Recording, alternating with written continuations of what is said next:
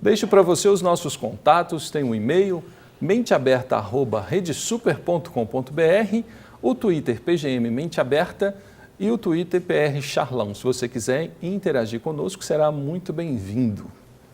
O pastor Eduardo, seja bem-vindo. Muito obrigado. Estou me sentindo em casa.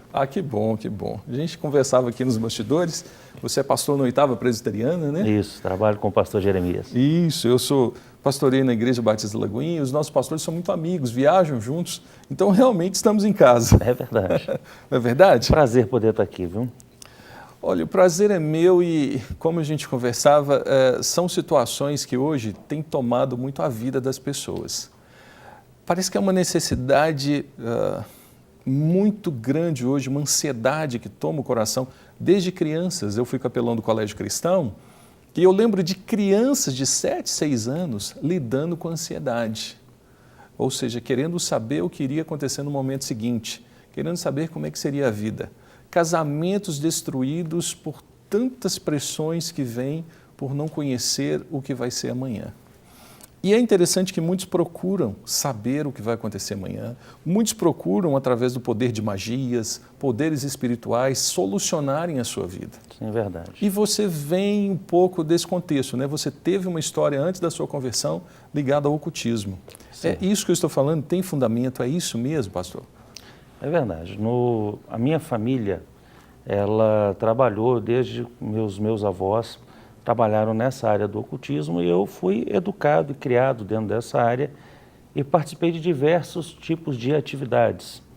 Mas uma das coisas que era recorrente era a busca para a solução de problemas imediatos e desesperos com relação a problemas futuros, né? Então essa busca de você encontrar um caminho mais rápido, uma resposta mais rápida, isso sempre esteve presente. Sempre foi uma verdade. Você foi educado, você quebrou isso na sua geração. Exatamente. A sua conversão trouxe assim uma certa... Eu fui o segundo a me converter na minha família. O primeiro foi meu irmão, também é pastor hoje, Henrique. Ele foi o primeiro e depois que ele se converteu, entre a conversão dele e a minha conversão foram 4 anos. 4 anos que ele quebrou muito a cabeça, ele fez... o início da evangelização dele com a nossa família foi muito terrível. Ele fez tudo que não devia ser feito. Ele criou uma resistência em nós. A forma como ele nos abordava era uma forma extremamente agressiva e aquilo não trouxe para nós assim nenhuma proximidade ao evangelho, trouxe um distanciamento ainda maior do que já existia. Isso pode estar acontecendo hoje e acontece com muitas pessoas. Levanta-se uma guerra, olha, eu estou com Deus, vocês são tudo capeta do diabo, então o diabo vai deixar vocês. É mais ou menos por aí, e a pessoa não percebe isso naquele momento, né? A Bíblia fala que se a gente precisa de sabedoria, a gente tem que pedir sabedoria a Deus. Eu acho que tentar fazer... O processo não é tentar destruir o outro, é tentar conquistar o outro. Uhum. E eu vejo em várias ações evangelísticas, as pessoas sendo muito mais agressivas. E uma outra coisa também, que é interessante falar sobre isso, é que as pessoas falam do ocultismo sem conhecer. Então, quando você fala daquilo que você não conhece, porque você às vezes tem medo daquilo, você fala coisas erradas. E quando você fala coisas erradas, as pessoas que sabem a verdade, que estão no erro, conhecem a verdade deles, elas se sentem ofendidas. Então, esse é um problema que acontece. Hoje eu faço várias palestras sobre esse tema em diversas igrejas. Porque no lado racional, nós percebemos, se você pega no lado racional, você tem uma crença de um lado e uma crença de outro. Isso. E não existiria talvez uma crença maior do que a outra. Você tem a liberdade de pensar e crer no que você decidiu e do outro lado eu tenho a liberdade de crer no que eu decidi. Eu não te ofendo, você não me ofende. Exatamente. Em alguns momentos, o cristão com falta de sabedoria, ele acaba ofendendo a pessoa que tem aquela crença. A pessoa ou a própria crença. Você entende? Às vezes a pessoa fala com raiva, fala com agressividade acerca daquilo que a pessoa crê. E a gente sabe que somente o Espírito Santo é que abre os nossos olhos. Se não houver quem nos convence, né? Ele que nos convence.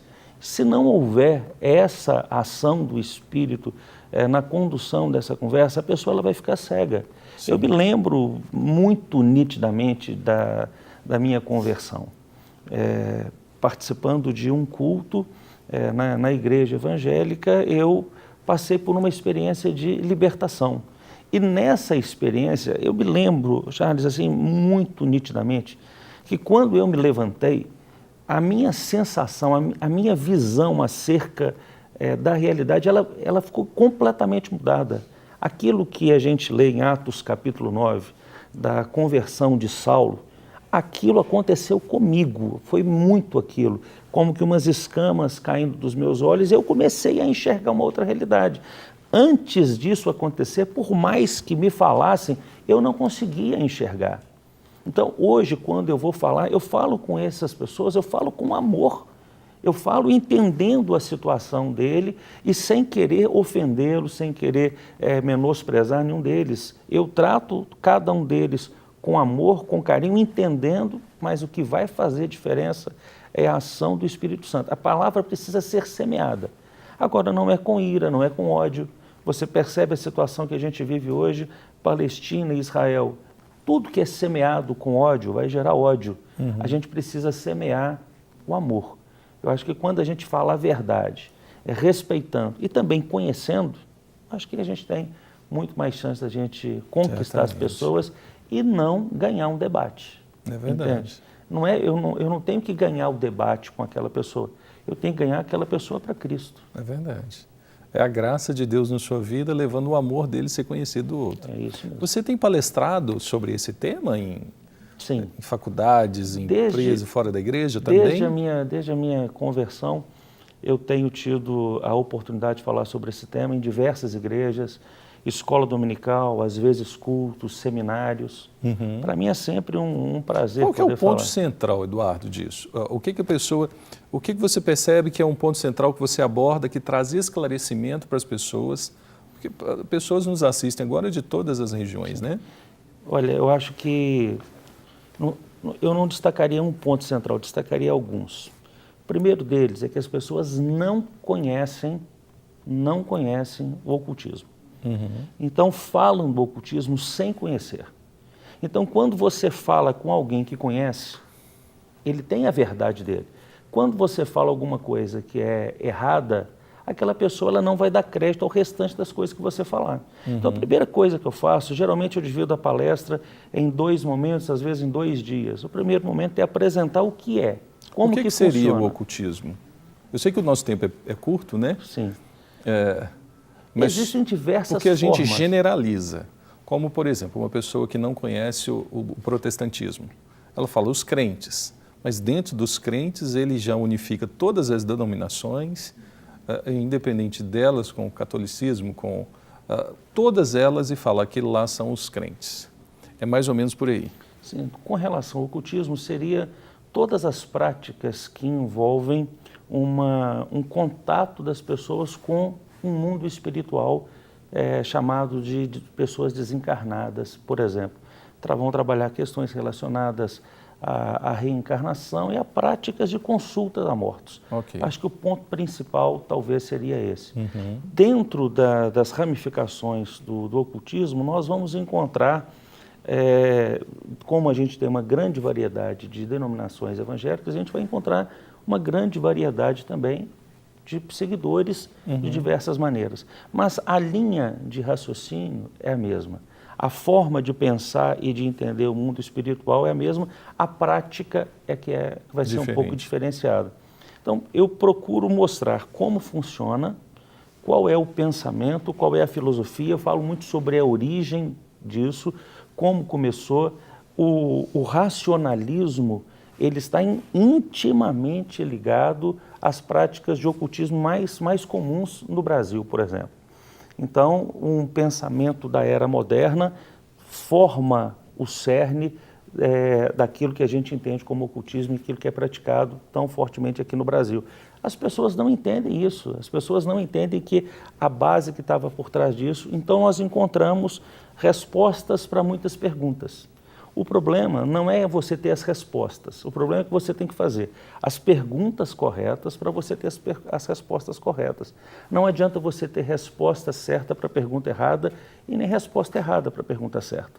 Então, acho que esse é um ponto.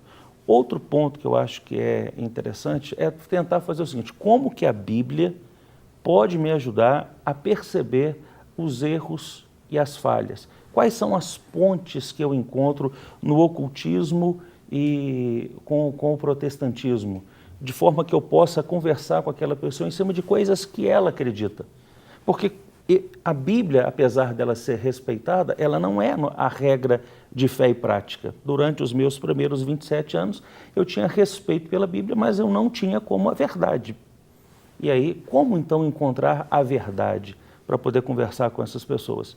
Dentro das palestras que eu procuro fazer, eu sempre trato desses assuntos e creio que tenho até mesmo conseguido ajudar algumas pessoas. Eu, antes da minha conversão, eu participava de algumas reuniões. Há um entendimento que o ocultismo é sujo até no termo físico.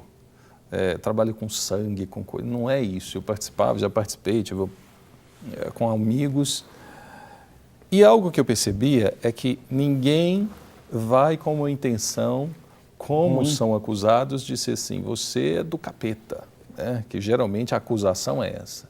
Você está, vamos dizer assim, em alguns momentos é a primeira abordagem que pessoas que não têm sabedoria fazem. A motivação do coração nunca foi essa, era sempre buscar fazer o bem, com honestidade e com cumplicidade. Nunca em nenhuma reunião que eu participava vinha no meu coração o desejo de fazer o mal a alguém ou nenhum dos meus colegas. Sim, você está absolutamente certo, Charles.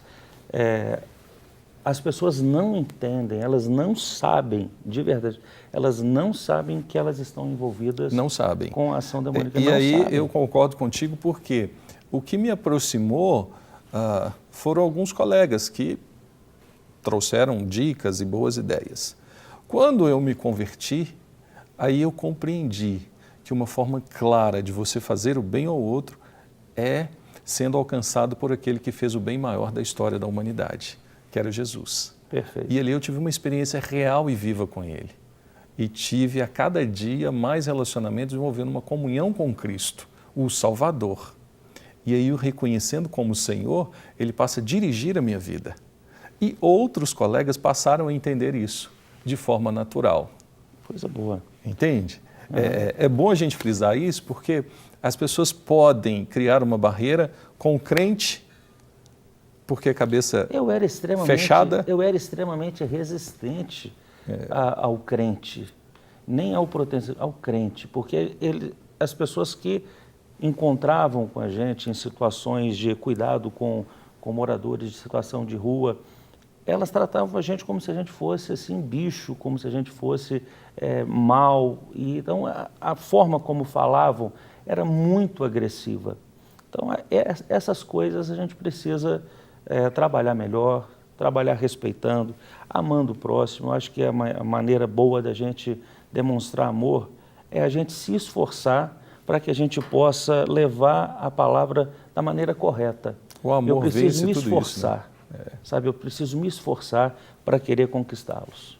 A propósito desse programa é isso, mente aberta é isso, falar dessas coisas que geralmente, não pode, né?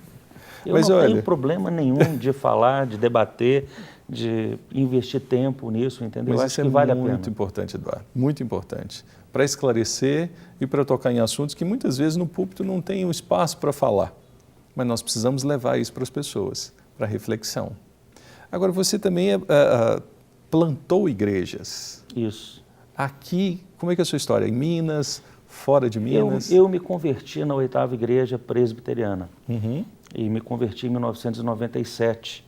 No ano 2000 eu já fui para o seminário e no dia 2 de dezembro do ano 2000 eu assumi o trabalho como seminarista num bairro chamado Ribeiro de Abreu. Bairro Ribeiro de Abreu, indo aqui para Santa Luzia.